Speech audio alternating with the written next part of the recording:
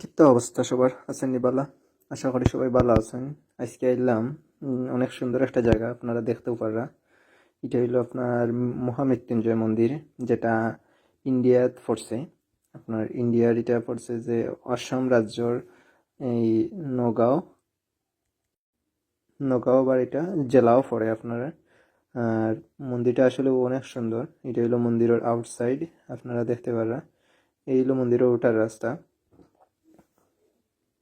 মন্দিরটা হইলো একটা মানে সম্পূর্ণ একটা শিবলিঙ্গ আর কি, যেটা আসলে পৃথিবীর বা সবচেয়ে বড় বা উঁচা শিবলিঙ্গ হওয়া হয়, যেটার উচ্চতা প্রায় 126 ফুট আপনারা। এটা মানে সবচেয়ে বেশি আকর্ষণীয়, মানে যেটা আপনারা সামনে না দেখলে বিশ্বাস করতে পারতেন না। মন্দিরটা আসলে অনেক সুন্দর আর এটা অনেক বড় একটা শিবলিঙ্গ। তো আচার্য বিজ্ঞ গিরি মহারাজ 2003 সালে মন্দির নির্মাণের সূচনা করছিল। এই জায়গাটিতে তিনি মানে ধ্যান করতা, আবার এই স্থান থেকে গুরু শুক্রাচার্য মহামৃত্যুঞ্জয় মন্ত্র পালন করছিল। এই চিন্তার কারণে তিনি মন্দিরটা এখানেও স্থাপন করার চিন্তাধারা করেন। মন্দিরটা উদ্বোধন প্রাণ প্রতিষ্ঠা করা হয় 22 ফেব্রুয়ারি থেকে 25 ফেব্রুয়ারি 2021 পর্যন্ত। এখানেও আসলে বিশেষ অতিথি আসলে ইন্ডিয়ার বা আসামের বিভিন্ন মন্ত্রী মিনিস্টাররা, যারা আসলে অনেক বড়।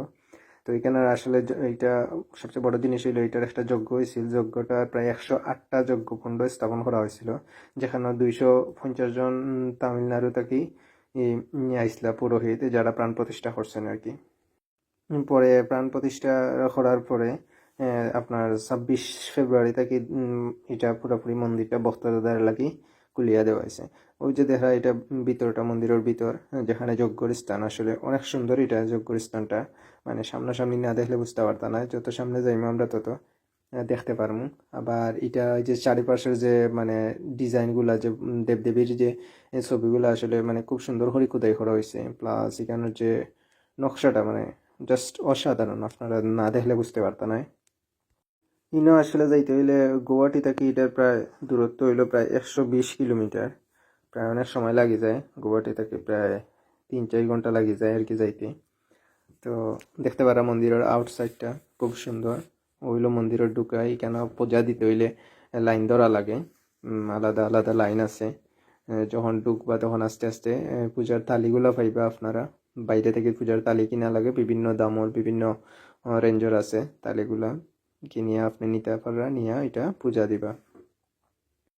পূজাটা শুরু হয় কোনোদিন 11টা বা 12টার দিক দিয়া। মানে প্রচণ্ড ভিড় হয় মানুষের, মানে কল্পনার বাইরে প্রচণ্ড ভিড়, যেটা আসলে ভিতরে না গেলে দেখতে পারতাম না। যজ্ঞস্থানে যাওয়াটাও মানে অনেকটা ভাগ্যর বিষয়, যে এখানে আপনি ঢুকতা বা এখানে আপনি যাওয়া। মন্দিরের যে বিগ্রহগুলো আছে মানে প্রচণ্ড সুন্দর।